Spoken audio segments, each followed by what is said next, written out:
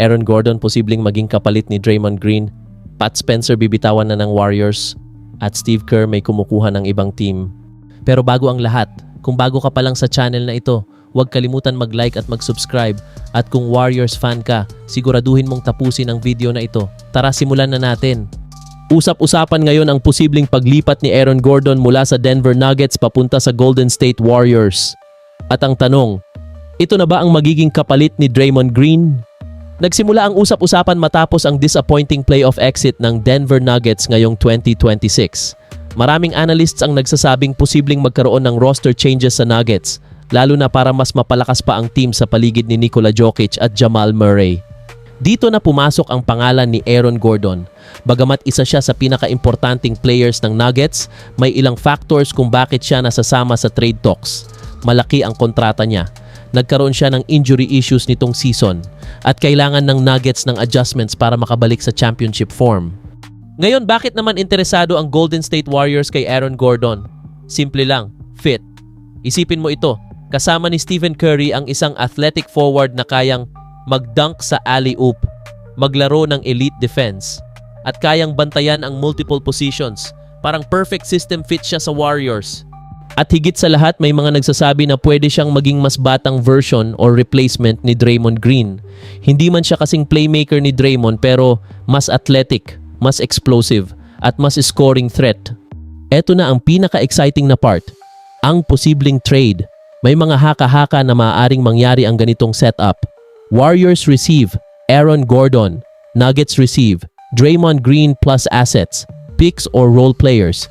Pero tandaan, hindi pa ito official. Speculation pa lang ito ng analysts. At bakit posibleng gawin ito? Para sa Warriors, magiging mas athletic ang lineup. Mas babagay sa timeline ni Curry. Para sa Nuggets, makakakuha sila ng veteran leader. Defensive anchor si Draymond. Championship experience. Pero hindi lahat pabor sa trade na ito. Narito ang mga dahilan kung bakit malabo pa. Hindi actively tina-trade ng Nuggets si Gordon. Core player siya sa system nila. Risky sa Warriors dahil sa injury history. Malaki ang kontrata, salary cap issues. At higit sa lahat, hindi basta-basta papakawalan ng Nuggets ang isang player na sobrang importante sa kanilang championship run dati. So ano ang verdict natin? Posible ba? Yes, malapit bang mangyari? Hindi pa sa ngayon. Masasabing rumor pa lang ito na pwedeng lumakas depende sa galaw ng dalawang teams ngayong off-season. Kung magdesisyon ang Nuggets na mag-reset at kung willing ang Warriors mag-risk, dun pwedeng maging seryoso ang usapan. At ngayon, ang bida sa kwento natin ay si Pat Spencer. Hindi siya typical NBA star. Sa totoo lang, galing siya sa lacrosse, hindi basketball. Late na siya pumasok sa NBA. Halos walang naniwala na magiging impact player siya. Pero dahil sa sipag at tiyaga, nabigyan siya ng chance sa Warriors bilang two-way player. At dito nagsimula ang kwento. Sa early part ng season, biglang nag-step up si Spencer. Nagkaroon ng solid performances. Nagbigay ng energy off the bench. Naging reliable role player.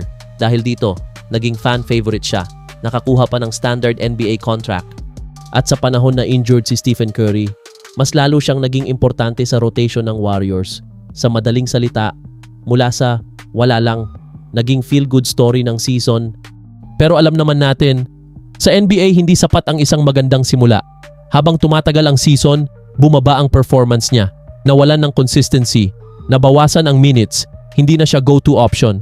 At dito na pumasok ang reality. Posibleng unsustainable lang pala yung early success niya. Yung dating breakout player, naging bench piece na lang ulit. At unti-unti, nakalimutan na siya sa rotation. Ganito talaga sa NBA. Hindi sapat ang isang magandang stretch o ilang solid games. Kailangan mo ng consistency, high-level performance, ability to adjust. At dito nahirapan si Spencer. Hindi siya naging total failure, pero hindi rin siya naging long-term solution para sa Warriors. Pero fair pa rin tayo, may mga positive pa rin. Tumaas ang stats niya, mas maraming playing time, nakapag-contribute sa team, nakakuha ng full NBA contract. Sa totoo lang, panalo pa rin siya personally dahil mula sa almost walang chance, naging legit NBA player siya. Ngayon ang tanong, ano ang gagawin ng Warriors? Possible na ay retain siya bilang depth player o palitan siya ng mas consistent na talent. Para sa Warriors na gustong mag-contend, kailangan nila ng mas stable na contributors. At ngayon, Ayon sa report, patuloy pa rin ang usapan sa pagitan ng Warriors management at ni Steve Kerr tungkol sa kanyang contract extension. Pero ito ang catch, hindi pa finalized ang deal. At dahil dito, may posibilidad na pumasok ang ibang teams para agawin siya kung sakaling hindi magkasundo ang Warriors at si Kerr. Kaya ngayon, ang Warriors ay parang nasa alanganin, gusto nilang i-secure si Kerr. Pero kailangan nilang ma-meet ang expectations nito. At kapag nagkamali sila, pwedeng may ibang team na sumingit. Hindi basta-basta coach si Steve Kerr, mga idol. Sa ilalim niya, 4x NBA champion ang Warriors. Nabuo ang dynasty kasama si Stephen Curry. Na perfect ang sistema ng ball movement at spacing. Siya ang utak sa likod ng success ng Golden State. Kaya isipin nyo, kung mawala siya, malaking pagbabago yan sa sistema ng team. Hindi lang basta coach ang mawawala, kundi ang identity ng Warriors.